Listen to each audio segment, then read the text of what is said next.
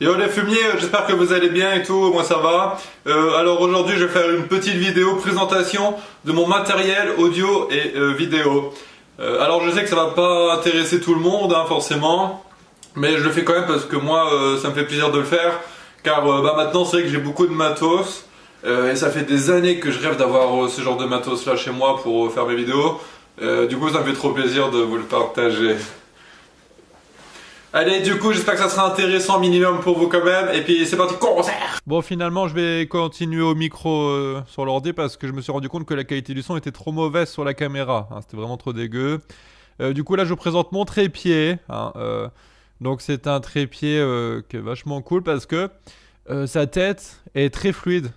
En fait, on peut donc la faire pivoter à droite à gauche, de haut en bas, mais vraiment sans à-coups, d'une manière ultra fluide. Et ça, c'est vraiment pratique dans la vidéo. Et, je le trouve vraiment excellent pour le coup. Il y a aussi un petit niveau avec la bulle d'air. Voilà, ça te permet d'être plus précis pour le réglage du plateau. Sinon, ce qui est bien aussi, c'est qu'il est grand. Il peut être déployé à plus de 2 mètres. Donc ça aussi, ça peut être pratique dans certaines situations. Top. Donc là, c'est ma caméra. C'est une de mes caméras plutôt, j'en ai deux. Les deux, c'est les mêmes en fait. C'est des Canon 800D. Donc je l'ai pris en 2 fois. Moi, ce que j'aime sur cette caméra en fait, c'est que elle a la mise au point automatique. Et ça, c'est quand même assez pratique dans certaines conditions. Donc c'est pour ça que je l'ai choisi. Et si je l'ai pris en 2 fois, c'est tout simplement pour faire des champs contre champs. Donc par exemple, quand il y a un dialogue, tu mets la caméra pointée sur quelqu'un et la deuxième sur l'autre personne qui parle. Donc là, ça te permet vraiment que ça soit plus pratique et efficace. Ça te permet aussi d'éviter de refaire 10 000 fois des scènes parce que tu as directement 2 plans au lieu d'un seul avec 2 caméras. Donc tu veux faire un plan serré et un plan large, tu peux le faire vu que tu as 2 caméras. Donc j'ai 3 objectifs, j'ai un 50 mm f1.8, un 28 75 f2.8 et un 17-50 f2.8. Voilà, donc c'est Tamron et un objectif Canon. Les objectifs sont très bons aussi, je trouve. Alors, le seul problème, c'est que la mise au point fait beaucoup de bruit quand je l'utilise. Et ça, c'est un peu chiant, il faut faire attention, c'est tout.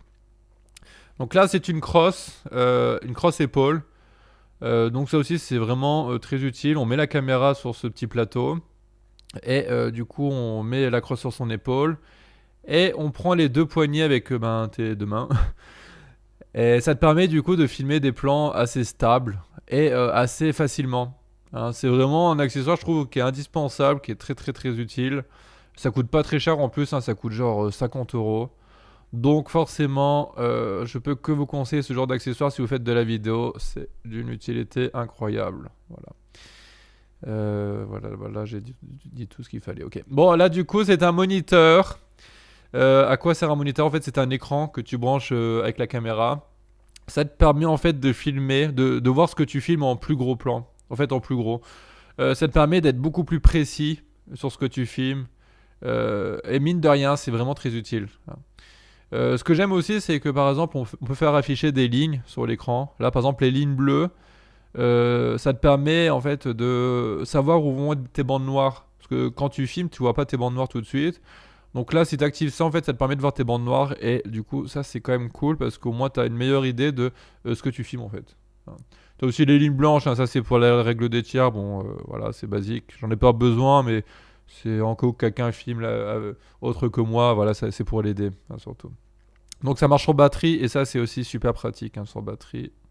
Nickel, j'adore. Sinon, là, j'avais enlevé le cache soleil. Et on peut, oui, l'équiper. Donc, j'ai acheté une petite rotule qu'on met sur la crosse. Et du coup, on met l'écran sur la crosse. Et voilà, là, c'est nickel de chez nickel. C'est formidable. Il n'y a rien d'autre à dire de plus là-dessus. J'adore. Trop cool. Donc, voilà, là, ça, c'est des simples Talkie-Walkie. Donc, j'en ai acheté 4. Je crois que j'ai payé ça genre 50 euros. Ça permet surtout, en fait, sur des tournages. Alors là, l'exemple qui me vient en tête en premier, c'est un tournage où il y aura des voitures. C'est une voiture par exemple qui doit se garer sur un plan, ça t'évite de gueuler, de dire oh vas-y tu peux y aller. Là tu prends ton talkie-walkie, bim, bon allez vas-y tu peux y aller, il y va. Ça permet vraiment de communiquer quand même plus facilement. Alors vous allez peut-être dire ouais mais tu peux utiliser un téléphone. En fait, c'est quand même plus pratique qu'un téléphone parce que là, on peut appeler jusqu'à 3 personnes à la fois, hein. Donc 4 talkie-walkie, je parle dedans, il y en a 3 qui vont m'entendre. Alors que le téléphone, tu peux pas trop le faire ça pour l'instant. Enfin, tu peux sûrement le faire, mais c'est un peu plus compliqué. Donc voilà, c'est très utile. Donc là, on a un rail de travelling, un slider, hein, pour les intimes.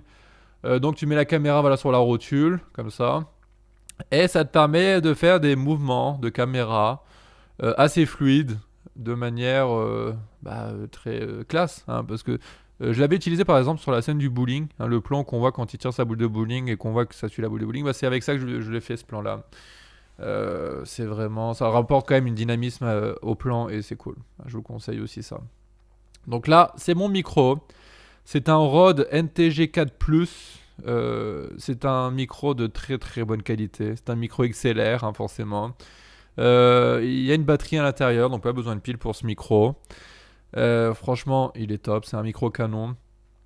La qualité, pour moi, ouais, c'est même du professionnel. Hein, au niveau de la qualité, il n'y a rien à redire.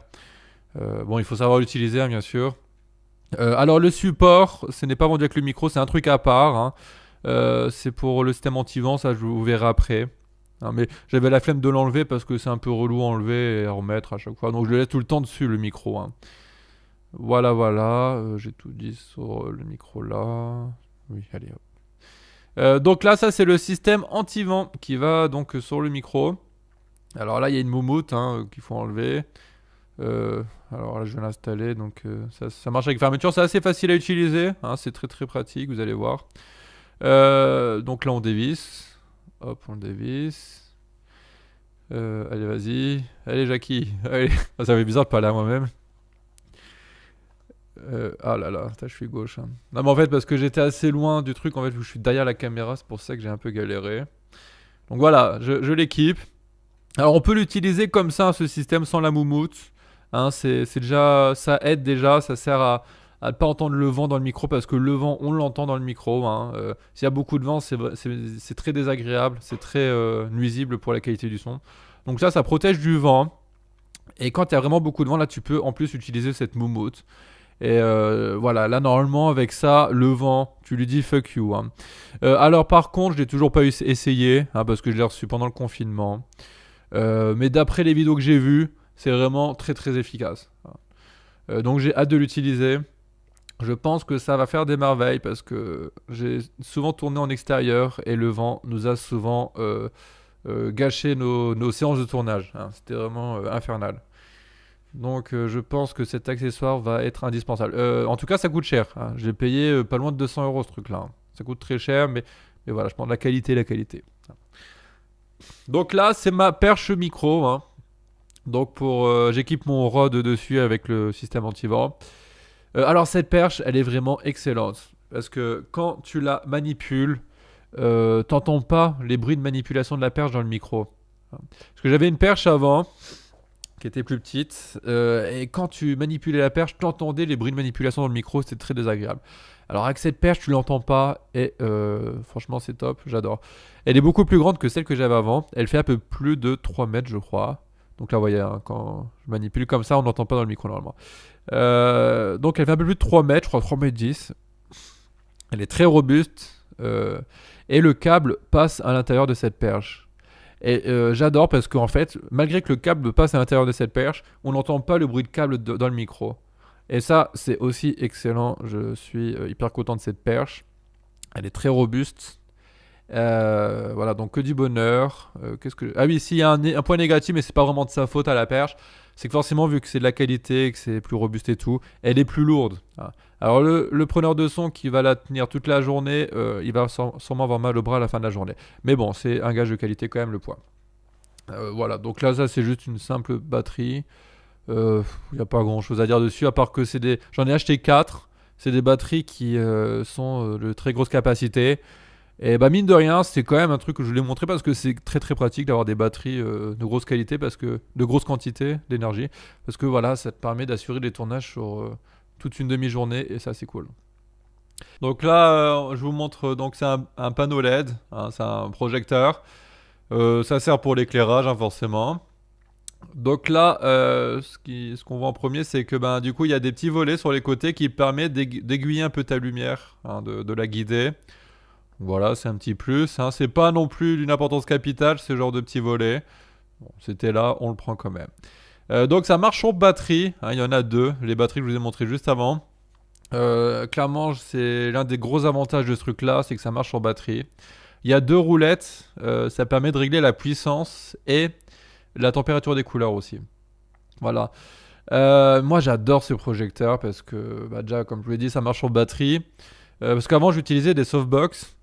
Et les softbox, ça marche bah, sur câble secteur. Et c'était très compliqué de les utiliser parce que c'est des trucs assez gros, très fragiles. On pouvait pas non plus régler la puissance. Ah, donc très compliqué à utiliser. Donc là maintenant, c'est résolu ce problème-là grâce à ça. Et puis bon, c'est que les câbles secteur, ce qui était chiant, c'est que quand tu le branchais, bah, en tournage, souvent bah, t'es dans des endroits un peu exigus, bah, tu te prenais les pieds dans le câble secteur, hein. Donc ça faisait tomber la lampe, c'était la galère. Puis une softbox en plus c'est assez gros, le poids est pas très bien réparti, ça faisait que de tomber. Alors que là, non, voilà, tu peux pas te prendre les pieds dans le câble, il n'y a pas de câble, hein, c'est à batterie. Et du coup, c'est top, top, top. En plus, ça dure longtemps, hein, c'est des grosses batteries, donc je sais pas combien d'heures ça tient, mais ça tient, ouais, 5-6 heures au moins, je dirais, hein, ce truc-là. Donc nickel, nickel, nickel. Et puis il y a un petit diffuseur, un filtre diffuseur en plus. Voilà. Donc voilà, ça c'est la perche que j'utilisais avant, hein. Donc c'est que cette perche, bah, je l'ai longtemps utilisée, mais elle est pas très bien, hein, je vous le dis clairement parce que bon déjà elle est pas très longue, hein. Je sais pas combien elle fait en distance, mais elle est pas très longue. Le gros problème de cette perche en fait, c'est que quand tu la manipules, tu entends le bruit dans le micro. Et ça c'était très relou, très très compliqué de tourner avec ça.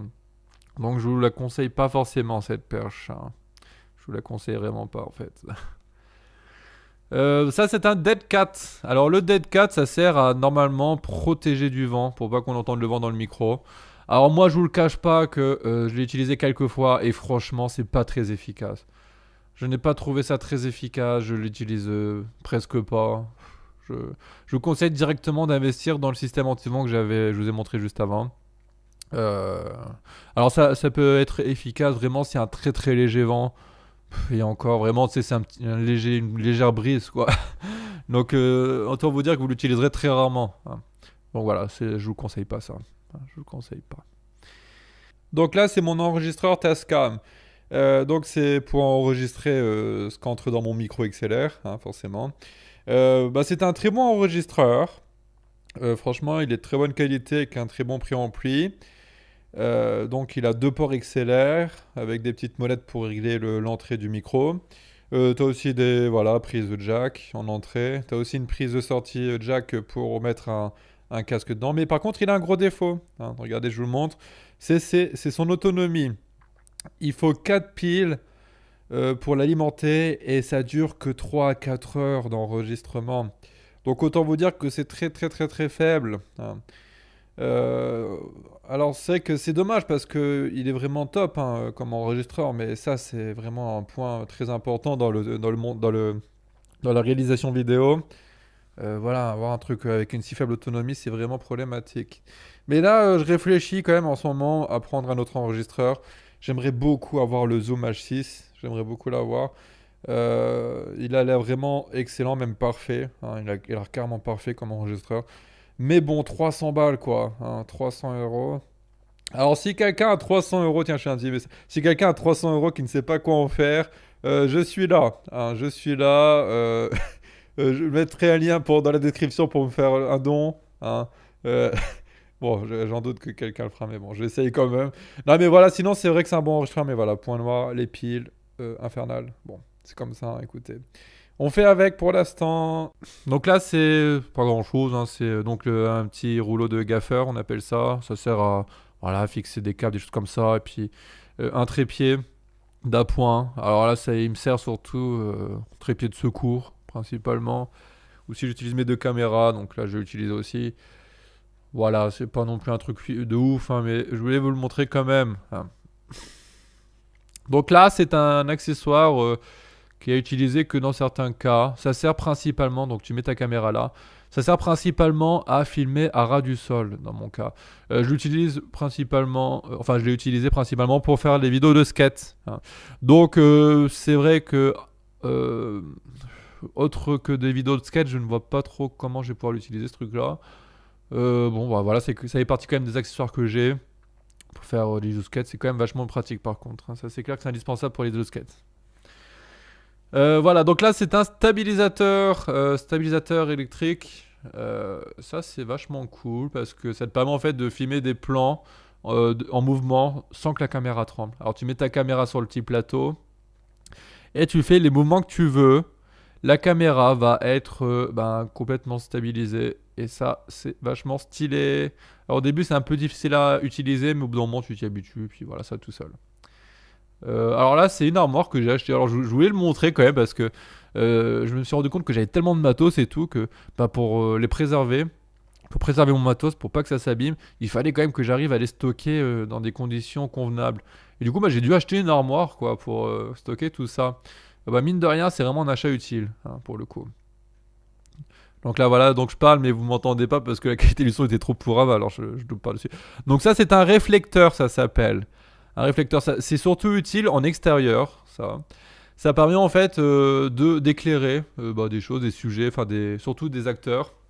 Donc par exemple, c'est un acteur qui est en contre-jour. Généralement, son visage va être sombre, hein, il va être pas du tout éclairé.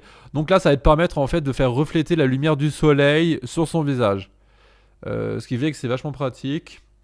Ça t'évite d'utiliser des projecteurs ou des trucs comme ça, hein, clairement. Tu mets ça, tu le mets sur un petit trépied, t'éclaires ton sujet ou quelqu'un le tient et bim, le mec sera éclairé. Alors du coup, il y a plusieurs coloris sur le réflecteur. Il y a une couleur dorée, argentée et blanche, je crois. Alors ça permet aussi de refléter du coup une lumière avec une température de couleur différente. Il y a aussi un diffuseur, hein. Le diffuseur, tu le mets devant un projecteur, ça te permet de faire une lumière encore plus diffuse. Bon, quoi dire de plus là-dessus, je crois que j'ai tout dit. La température des couleurs, hein, c'est quoi? C'est être quand la couleur va être plus chaude ou plus froide, hein. On dit qu'elle est plus chaude quand elle est plus, on va dire, dorée, et plus froide quand elle est plus bleutée, en fait, la lumière. Voilà. Bon voilà, c'est la fin de la vidéo. Alors là, j'étais en train de rester à la fin. Ah non, si, je vous montre encore un dernier truc. Je vous montre un dernier truc. Alors c'est le truc le plus cher de tout ce que j'ai, hein. Attention, préparez-vous, c'est un fond vert. Voilà. Donc le fond vert, attention, c'est même pas qu'un fond vert, c'est un fond bleu aussi derrière. Voilà. Donc j'ai acheté ça 6500 euros. Hein. Du coup, je peux faire des trucs sur le fond vert. Regardez-moi comment je suis content. Regardez le débile. Oh là. Oh, j'avais une calvitie là. Non, non, c'est la plantation des cheveux. Bon. Bref, là je suis content, j'ai enfin mon fond vert. Alors en vrai, le fond vert, je vais surtout l'utiliser pour, premièrement, des scènes en voiture. Parce que dans la série que je vais faire, un Golden Ticket, il y aura des passages en voiture. Alors les scènes intérieures, forcément, je ne pourrai pas filmer et pendant que l'autre conduit, pendant que mes acteurs conduisent une voiture. Donc je vais faire des plans serrés sur le visage avec fond vert en arrière-plan pour donner un décor en mouvement, avec la lumière aussi hein, qui bouge et tout, hein, avec le projecteur que j'ai. Donc voilà, ça va servir principalement à ça. Alors je sais pas si je vais l'utiliser en live. Peut-être que je vais l'utiliser en live, je ne sais pas encore. Parce que c'est 1m50 sur... je sais plus, 1 mètre je crois le truc. Si j'utilise en live, ça va être un peu compliqué parce que forcément le cadre dépassera. Donc je ne sais pas. Je verrai, au feeling. Hein. Là je sais pas ce que j'étais en train de dire. Hein. Ah si, je parlais des couleurs. Alors il y a un fond vert et un fond bleu. Alors ça sert principalement... le fond bleu, ça va refléter une légère lumière un peu bleutée sur tes acteurs, le décor. Le fond vert, ça va être une lumière un peu vertée, du coup. Ça te permet aussi, voilà, si t'es habillé en bleu, tu mets fond vert. Si t'es habillé en vert, tu mets fond bleu. Hein. Logique. Voilà, donc du coup, c'est la fin de la présentation. J'espère que ça vous a un peu intéressé. Moi, j'ai eu beaucoup de plaisir à la faire. Et du coup, je vous dis à bientôt. Ciao, bye, Simer. Allez, je rate la